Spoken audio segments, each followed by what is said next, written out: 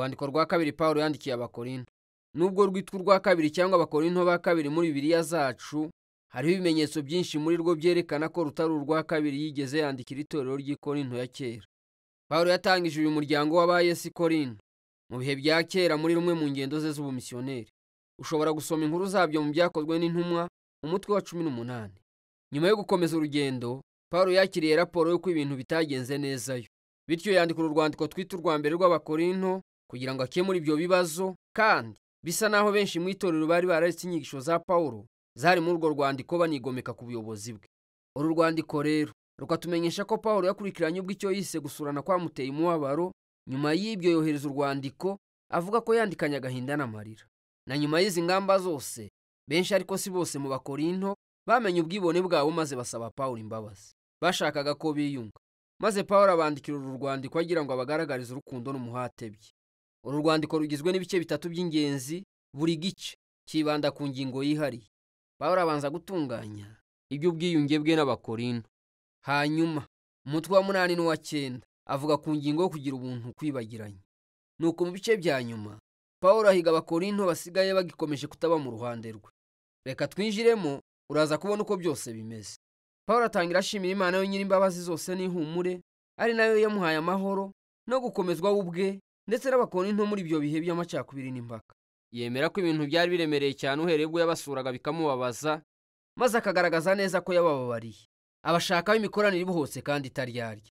Ariko se kuki ahubwo baretse Pawulo? Urumva, nyuma muri uru rwandiko dusanga ko Abakorinto baretse kureba Pawulo nk'umuyobozi wabo. Yari umukene. Icyo yabonaga cyo kumutunga ku mwaka kubw'umurimo yakoraga cyari gito cyane. Yahoraga atotezwa kandi akanababazwa. Akenshi ntiyabaga afite n'aho kuba. Kandi n'ikiruta ibyo, mu byo kuvuga mu ruhame, ntabwo yari intyoza. Nuko rero Abakorinto bamaze guhura n'abandi bayobozi ba Gikristo bakize, bavuga neza, batangira kutita kuri Pawulo. Mu by'ukuri bumvaga bateye isoni. Nuko rero Pawulo abanza kubereka ko kuzamura aba bayobozi yashingiwe ku bukire bwabo n'ubutyoza gusa byaba ari ubugambanyi kuri Yesu. Byerekana ubuhenebere ku byo bagahaye agaciro. Pawulo ati, ubuyobozi bukwiye mu bya Gikristo ntibushingira ku buryo uzwi cyangwa ku kwiyamamaza. Pawulo yisobanura ubwe hamwe n'izindi ntumwa nk'imbata zigengwa n'Umwami Yesu, ubarangaje imbere mu mwiyerekano w'intsinzi. Icyo Pawulo akora si ukwiyamamaza, ahubwo yereka abantu umwe, Yesu gusa. Hanyuma anakomoza ku cyo Abakorinto bamwigombye ko agaragaza ubwoko bw'inzandiko zimwitwarira zerekana ko afite ububasha n'ibihamya ubushobozi bwe. Ibyo kuri Pawulo biteye isoni. Itorero ryabo ntiryari no kuba ririho iyo ataritangiza, bityo akavuga ko ubwabo ari bo gihamya cy'ubuyobozi bwe butunganye. Nibo rwandiko rwe rumuhamya. Akoresha ubwenge yifashisha iby'abahanuzi nka Yeremiya na Ezekiyeli bavuze ko Mwuka w'Imana yanditse urwandiko rw'ubuhamya bwe mu mitima yabo nk'abantu b'isezerano ryayo rishya. Abakorinto ntibari bakwiye gukenera gihamya kirenze icyo. Aha rero akomoje ku isezerano rishya, bituma Pawulo akora igereranya rirerire hagati y'isezerano rya kera, hagati y'Imana na Isiraheli rihagarariwe na Mose, n'isezerano rishya hagati y'Imana n'Abakorinto rihagarariwe na Yesu ndetse na Mwuka. Isezerano rya kera ryatangirijwe ku musozi wa Sinayi, ryari iry'icyubahiro. Ryatumye Mose ubwo arabagirana ubwiza bw'Imana, nubwo ubwo bwiza bwashize. Tutiriwe tunongeraho ko ayo mategeko y'iryo sezerano mu by'ukuri atagize imbaraga zo guhindura Isiraheli. Ariko isezerano rishya ugereranyije rirushaho kuba ryiza kubera ko Yesu wazutse ari we bwiza bw'Imana kandi ahoraho iteka ryose. Kandi umwuka we niwe uhindurira abantu kurushaho kuba bizerwa nk'uko Yesu ubwo ari. Ibi byose bikumvikana ko bitangaje. Nyumva neza, ninde utifuza ko ubwiza bw'Imana bwamugaragaraho? Ariko Pawulo akomeza yerekana uko ari inyuranyabwenge ry'umusaraba. Nyuma ya byose, Yesu ashirwa hejuru mu bwiza nk'umwami byabayeho binyuze mu mubabaro, kubambwa no gupfa. Ku musaraba, Yesu yerekanye agakiza k'Imana. Yapfuye kubw'ibyaha by'abari mu isi kugira ngo yunge abantu n'Imana. Nyamara umusaraba ukora ibirenze ibyo. Werekana imiterere y'Imana. Ni ikinyabugingo cyitanga kitizigama, kikababarizwa mu rukundo rushakira abandi umukiro. Umusaraba nanone uhishura ikibambiro gishya, kandi intego ya Pawulo ni uko ubuzima n'umurimo bye byigana umusaraba. Bityo rero, nubwo umurimo we nk'intumwa waranzwe no kwicisha bugufi, kubabazwa ndetse n'ubukene, byose byari kubwo gufasha Abakorinto. Nuko rero, mu gihe bahinyuye ubukene n'umubabaro bya Pawulo, babahinyuye Yesu nawe. imibereho ya Pawulo n'imiyoborere bye mu by'ukuri byari igihamya yuko koko ahagarariye Yesu wabambwe akanazuka. Mu by'ukuri Pawulo yashakaga kwiyunga n'Abakorinto, ariko ntiyashakaga kurekera ibintu aho kugeza igihe bizahindukira byonyine bikakira impinduka z'inyuranyabwenge n'umusaraba. Nyuma y'uko gusobanurana ishyaka, Pawulo akomerezaho avuga ku ngingo yo kugira ubuntu byibagiranye. Abayuda b'Abakristo b'i Yerusalemu bari barahuye n'ubukene batewe n'inzara.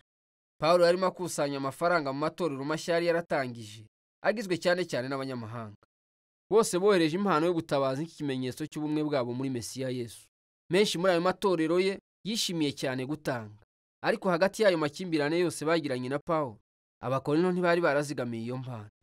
Ku bwa Pawulo, iki si ikibazo cy'amafaranga gusa, ni ikindi kimenyetso ko Abakorinto batahinduwe n'ubutumwa bwiza bwa Yesu, kuko umutima wabwo ni inkuru yo kugira ubuntu. Pawulo ati, muzi ubuntu bw'Umwami wacu Yesu Kristo, nubwo yari umutunzi maze agahinduka umukene ku bwanyu, kugira ngo ubukene bwe bubatungishe. Arimo kubara inkuru y'ubutumwa bwiza akoresheje ibigereranyo by'ubukungu. Yesu yatanze icyubahiro n'ubwiza bwe cyangwa ubukire, kandi yicishije bugufi yemera gupfa nk'umukene w'imbata, kugira ngo abandi bantu bakenye kubw'icyaha n'urupfu babashe kuzamurwa maze bahinduka abakire binyuze mu butunzi bw'ubuntu bw'Imana. Kuba umukristo ni ukwemera inkuru ikajya mu mitekerereze yawe, ukareka ikaguhinduramo umuntu ugira ubuntu kurushaho, urushijeho kugira ubushake bwo gusangira n'abandi iby'ubuzima n'ubushobozi kugira ngo ubafashe.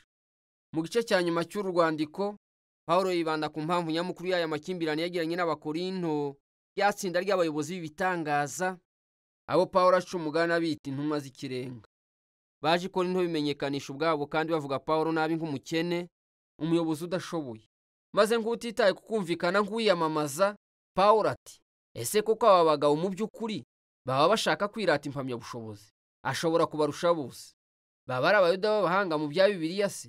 Umva, Pawulo we yari we. Yari umufarisayo w'inyangamugayo, yari yarafashe Bibiliya yose mu mutwe. Bashaka se kwirata ubumenyi buhanitse bafite ku bya Yesu? Pawulo we mu by'ukuri yabonye anatindana na Yesu wazutse. Mu by'ukuri yaneretswe icyumba cy'intebe y'ubwami ya Yesu mu ijuru. Ariko ikiruta cyane ni uko Pawulo yeguriye ubuzima bwe bwose misiyo ya Yesu. Yahaze kugubwa neza n'umutekano bye, kandi ntiyigeze asaba Abakorinto amafaranga. Bitandukanye na za ntumwa z'ikirenga zishyuzaga menshi, Pawulo we yishakiraga ibimutunga. Ariko Pawulo avuga ko yanze kwirata ibijyanye n'ibi yagezeho, kuko ibyo atari ibintu by'ingirakamaro ku mukristo. Ahubwo icyo azirata ni uko hari ibyo adafite, n'uburyo ari umunyantege nke, kuko muri ibyo adashoboye aboneramo urukundo n'imbabazi bya Yesu. Cyangwa nk'uko umunsi umwe Yesu yabwiye Pawulo ati, ubuntu bwanjye buraguhagije, kuko imbaraga zanjye zuzurira mu ntege nke. Pawulo asoza urwandiko aburira Abakorinto mu bugwaneza. Bakwiye kwisuzuma ubwabo.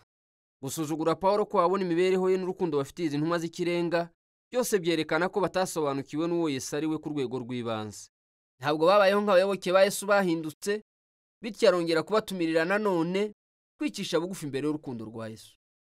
Urwa kabiri rw'Abakorinto ruduha uburyo bwihariye bwo kureba mu buzima bwa Pawulo n'inyuranyabwenge ryashyizwe imbere yacu kubw'umusaraba wa Yesu. Umusaraba uhiga indangagaciro zacu n'uburyo butandukanye tubonamo isi. Twe duha agaciro amahirwe, amashuri n'ubukire, ariko Imana iha agaciro kwicisha bugufi n'intege nke, kubera ko urukundo n'imbaraga byayo bimenyekanira mu mubabaro, urupfu n'umuzuko bya Yesu. Umusaraba kandi utanga imbaraga zihindura n'ububeho bwa mwuka, kugira ngo abashishe abayoboke ba Yesu kwikorera umusaraba w'imibereho ye, maze bayigire iyabo. Ibyo rero nibyo urwa kabiri rw'Abakorinto ruvuga.